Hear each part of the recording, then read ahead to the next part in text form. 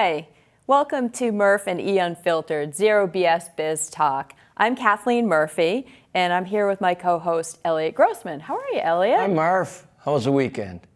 Fabulous. Labor Day weekend. Love those long weekends. How about yourself? Yeah, absolutely. Yeah, it was great. It was a lot of fun, and now here we are back to work. That's right. Exactly.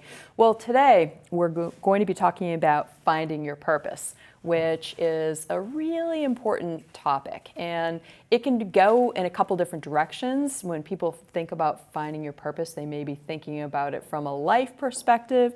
They might be thinking about it from a professional perspective. We're going to kind of toggle back and forth between the two. So we're going to converse about that today. So I would like to just kind of ask you a question.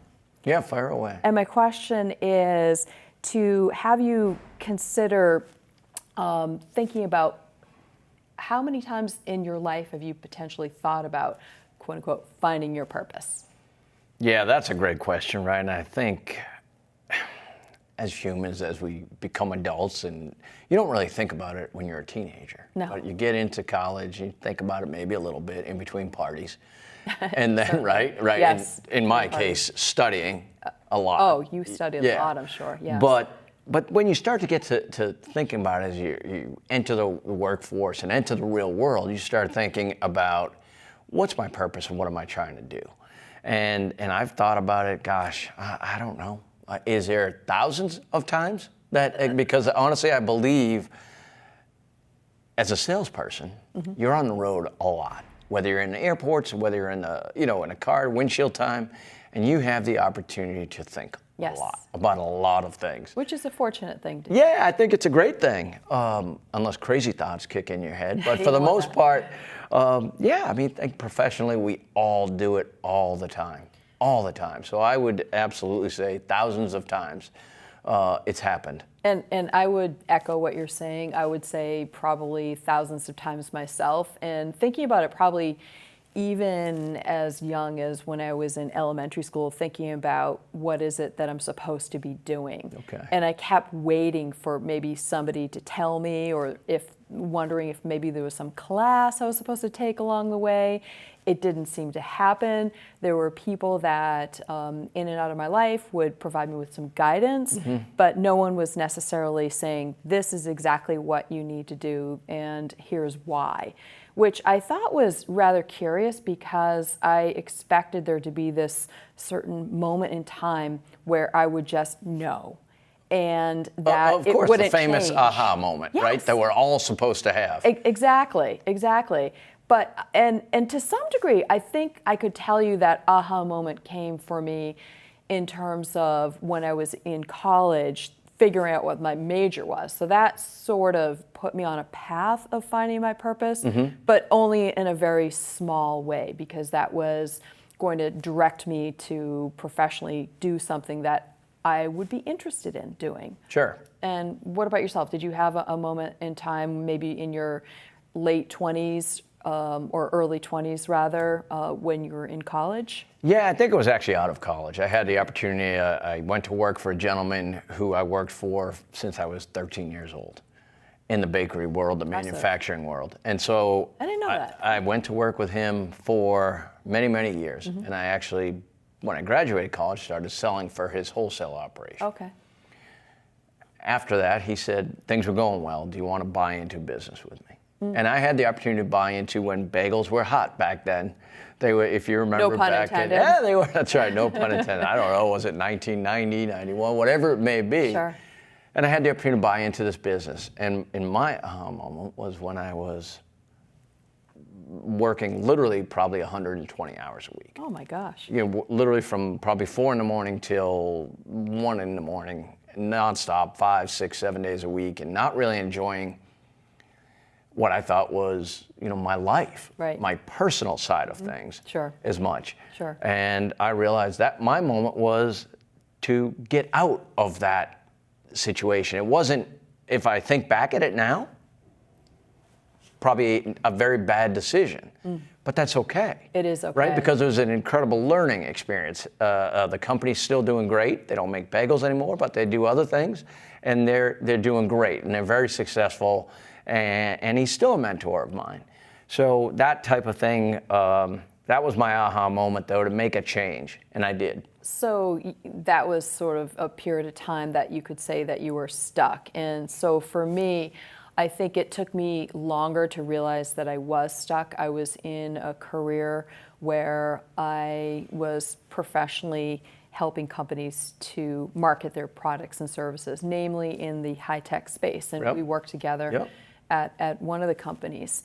And I felt that I was stuck, but I didn't feel as if I knew how to get unstuck until much later and longer than I think I was comfortable with. But I just felt as if I had to continue on this hamster wheel, and it would, be something that I would eventually figure out. So I just would wait.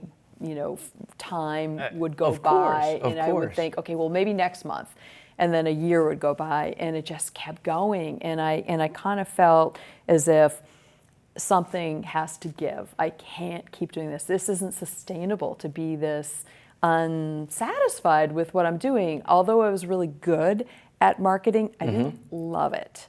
I felt I was really good at it for other people, but I wanted to take some of those skills I learned as a marketer and apply them to myself, but then more importantly to others. So that's when it hit me, and I thought, oh my gosh, this is really more about other people, not myself.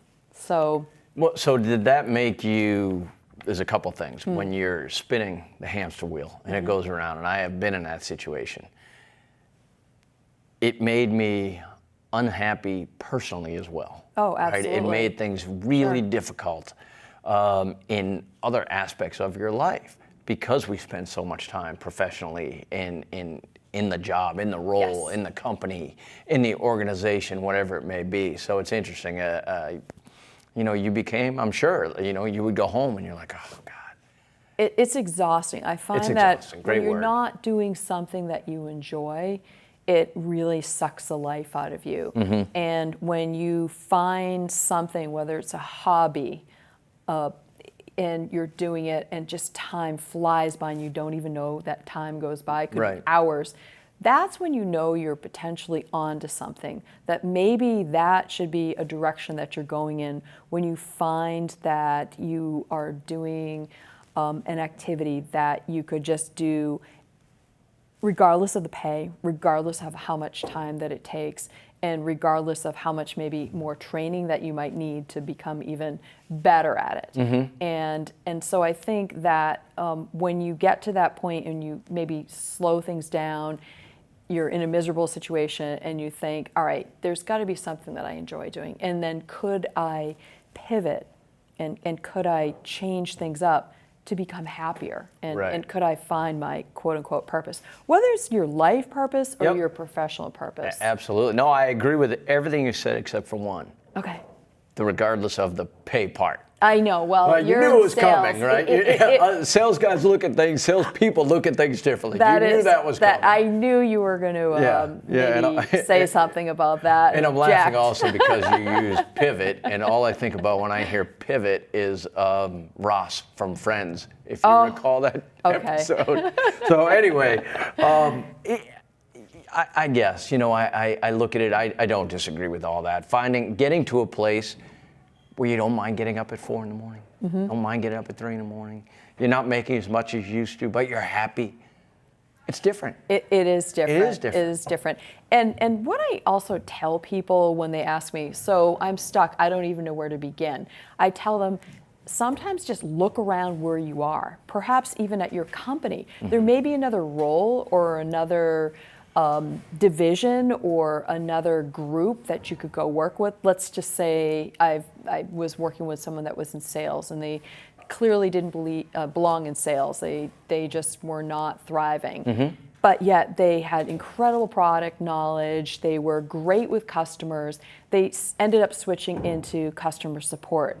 And not only were they happy, but their boss was happy, and it worked out really seamlessly for everybody because this person didn't have to change companies. They just shifted into another role within the company. They, maybe their pay changed slightly, but it was a much better situation. So it doesn't have to be that difficult. No, it absolutely does not. I mean, we've been in that situation when we worked together, and we had folks that were selling Yes. on our team. Yes.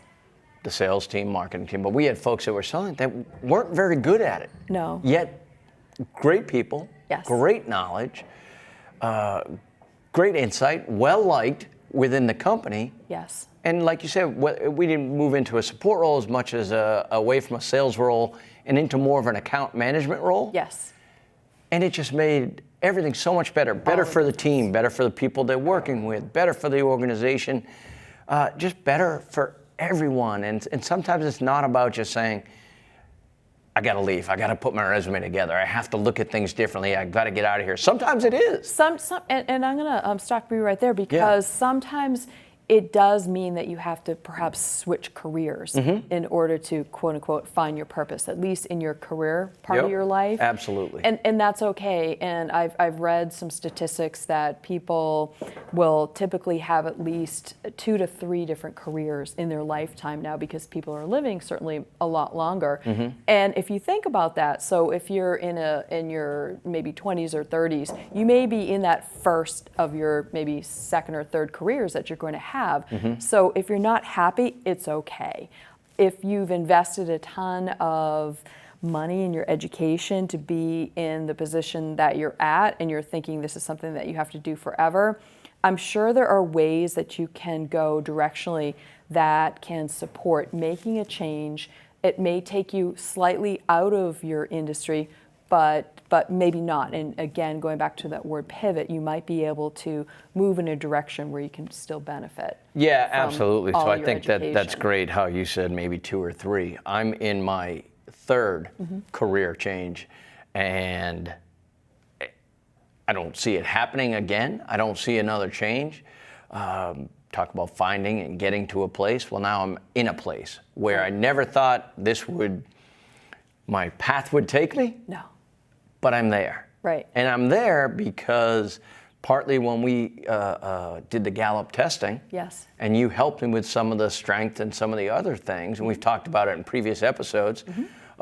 Feel free to go back and watch, right? That's right. But quite honestly, it did make a difference, and it made me think differently, both personally and professionally. And I'm so much happier now personally because of my professional situation.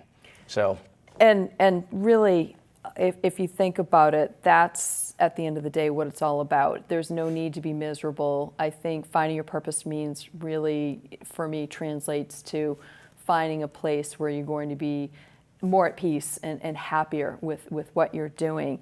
When I think about what I'm doing, and I would say I'm in my 3rd career as well, I think about the fact that what I'm doing is boiling down to helping people to capitalize on their strengths. And that's something that I helped you to do. And so 2 years ago, I made the decision to become a Gallup certified StrengthsFinder coach. And that was a game changer for me. And it has made all the difference in the world to me in terms of I finally feel that I'm in the career that perhaps I wish I could have been in my first career and just kept going. But it didn't work out that way. Yeah, it's very rare that it works out that way, right? I mean, it's great for some folks if it does, and they continue to find their purpose every day to get out of bed and feel great about those things and that purpose. But for me, you did help me with that. But the career change, I had an opportunity. I like to say, people are like, you were out of work? I'm like, well, it was a professional hiatus. And I think that's important. It wasn't great financially, but it was the best thing that I've ever done personally and professionally that was kind of accelerated by other,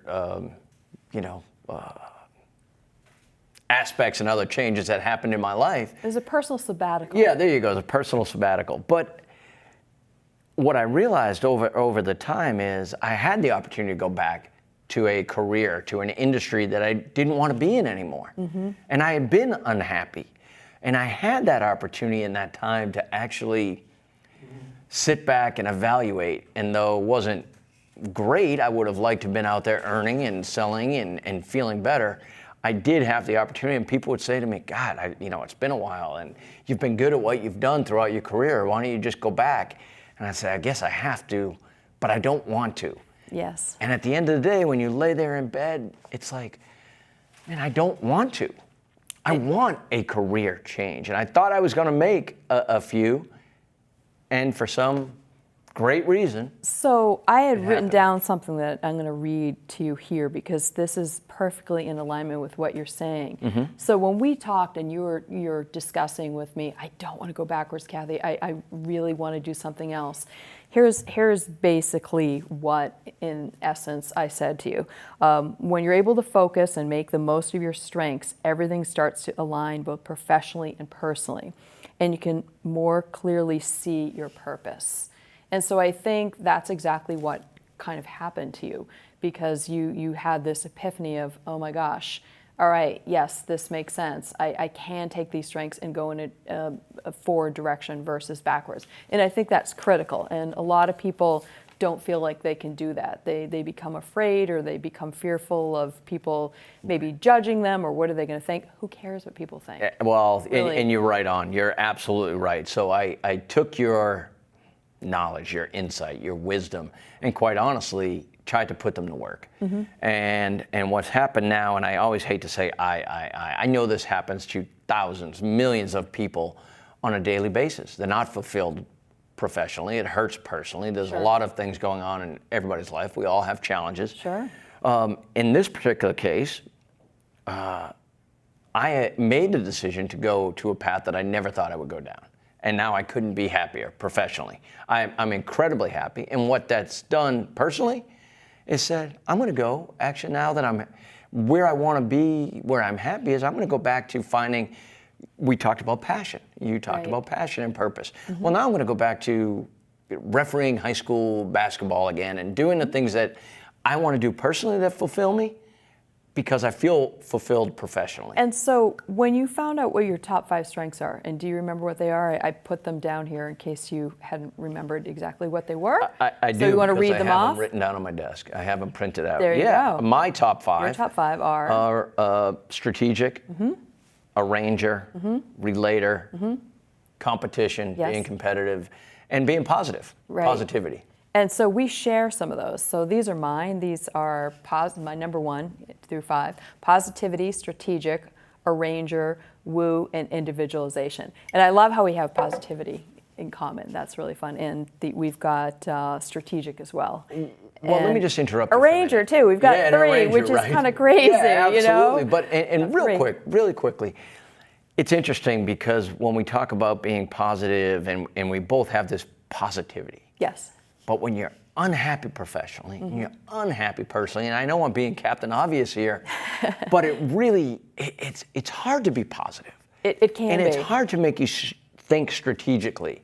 And it's hard to you lose your competitive drive. Well, these are these 5 things that are proven, right? You proved it, Elliot. This is a Gallup strength poll. Do these things, Elliot. Get back to doing something that's going to make you positive. So go back to coaching, refereeing, whatever it is that you're doing, because that fuels one of your strengths, and that's critically important. The book Strengths Finders 2.0 by Tom Rath is what we're talking about. And in that book, there's a code at the end of it that allows somebody to take a survey. And there are about 174 questions that you answer that give you what your top 5 strengths are. There are possible 34 strengths that you could learn what your 34 order is, but I've told you before, I'm the kind of coach that feels 5 is enough. It's plenty to work with in order to help you directionally to figure out your purpose, whether it's your life purpose or your professional purpose. And then there's another book that I love, and I think I've shared this name of this book with you. It's called Destination Unstoppable by Maureen Electamonte. And it's the sports overlay concept for the Strengths Finders. And I love it because it assigns in that book, Destination Unstoppable, a purpose to people that are on a team, mainly sports teams. And so I would imagine your number one strength is strategic. So if I was coaching you on one of my sports teams, if I was the strengths and performance coach, which I've been for other teams, I would have you focus on being strategic with your strength, because you would just have so much fun being strategic. And I'm sure you use that when you're Well, what's interesting, playing. because sometimes you don't think of yourself in a certain light. You don't look at yourself in that light. So when we went through this, the Gallup poll, Gallup testing, and it came back as strategic, Were you surprised? maybe you don't remember because it was a while back, but I was shocked. I wasn't shocked at competitive. I wasn't shocked at positivity. I wasn't shocked at being able to relate. I was shocked at the strategic part of it. And you walked me through it. And it's your number one. Yeah, which is, I guess, so for... I saw it all the time because I saw how you did deals and I saw how you related to people. I saw how you looked at situations. So to me, it was blatantly obvious, but it was so great that you found out that this is your number one strength. Sometimes the reason why people don't understand what their number one strength is because it just comes so naturally to them. And so they think, oh, that can't be a strength. It's too easy. Everybody can do this. This Right. is super easy peasy. No, that's not the case. And so that's why I think it was such a surprise to you, was because you use that strength all the time. I guess I will say this.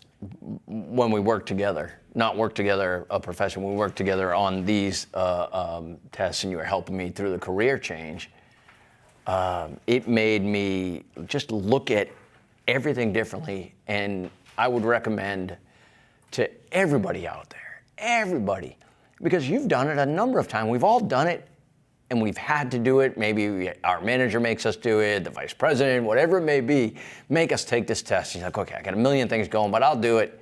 And then you read it and you put it down, and you're like, okay, that makes sense, right? I'm positive and I can relate. Exactly. If you have the opportunity to work with a coach such as yourself, it's incredible. There's a reason why you folks do it. You have a passion for it. I do.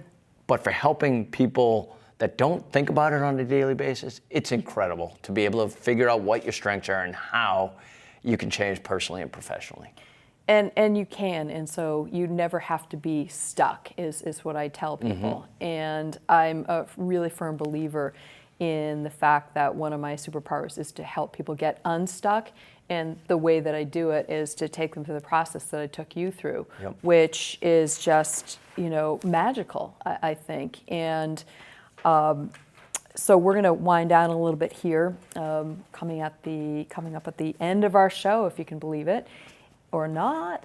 But well, this went quickly. This was fun. This was a great topic and interesting. Yeah, this is a really critical topic and one that is really important for people to get right. And they don't have to get it right out of the gate when they're in their early teens, 20s, 30s. You can spend a lifetime figuring this out. So I like to tell people, don't sweat it too much. You will get there. I guarantee you will get there. It's just going to be a different time perhaps than you might think that you should be there, or that it may not be on the timeline that other people think that you should get there, but don't worry. Yeah, you hit the nail on the head. Different timelines, different things happen for reasons, different changes happen in your life, personally, professionally. That's right. But you're right, but you'll get there. Exactly.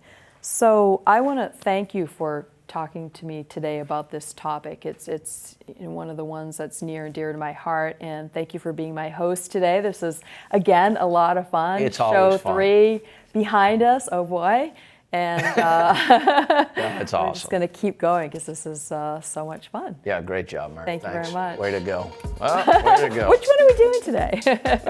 We'll stick with that. But great job. It was great insight, and I appreciate it. Thank you. Thank you.